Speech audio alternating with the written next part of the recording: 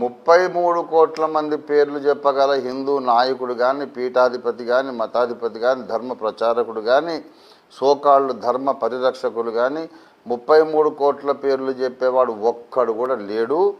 కనీసం నా ఛాలెంజ్ 1 కోటి పేర్లు అన్న చెప్పమనండి. అచ్చా, వాల్మీకి రామాయణాన్ని చూయించి మరి మీకు చెప్పడం జరుగుతుంది. వాల్మీకి రామాయణం అరణ్యకాండము 14వ సర్గ 14వ శ్లోకము చూసినట్లయితే, ఆదిత్య మన సనాతన ధర్మంలో ఎంతమంది దేవుళ్ళు అనే ప్రశ్నకు సమాధానంగా చాలా మంది ప్రవచనకారులు కానివ్వండి, గురువులు కానివ్వండి, సినిమాలు కానివ్వండి ఏం చెప్తారంటే మనకు 3 కోటి దేవతలని, 33 కోట్ల దేవతలని, ఇంకొంతమంది అయితే 33 కోట్ల 30 లక్షల దేవతలు అని సమాధానాలు చెప్తుంటారు.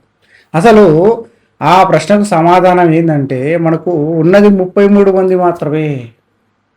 33 మంది మాత్రమే.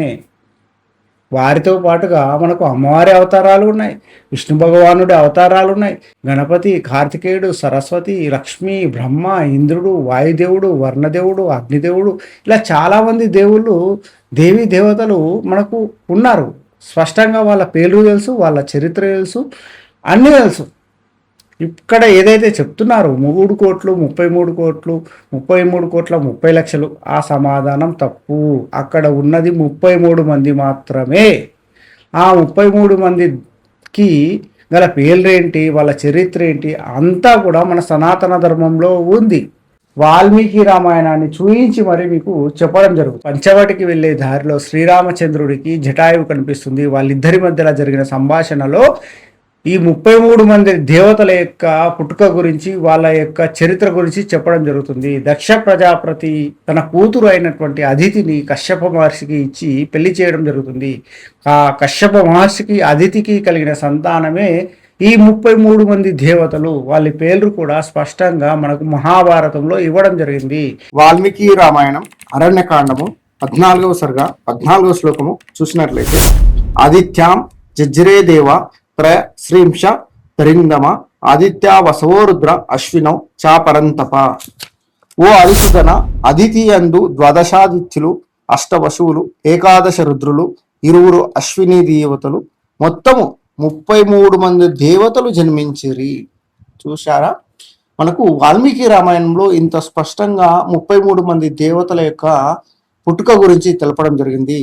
వారి యొక్క పేర్లను మనము మహాభారతంలో చూసినట్లయితే, మహాభారతం అనుశాసన పర్వం 150 అధ్యాయంలో శ్లోకం 12 నుంచి చూసినట్లయితే, భీష్మ పితామహుడు మరియు ధర్మరాజుకు వారిద్దరికీ జరిగిన సంభాషణలో భాగంగా ఈ 33 మంది దేవతల యొక్క పేర్లు స్పష్టంగా ఇవ్వడం జరిగింది.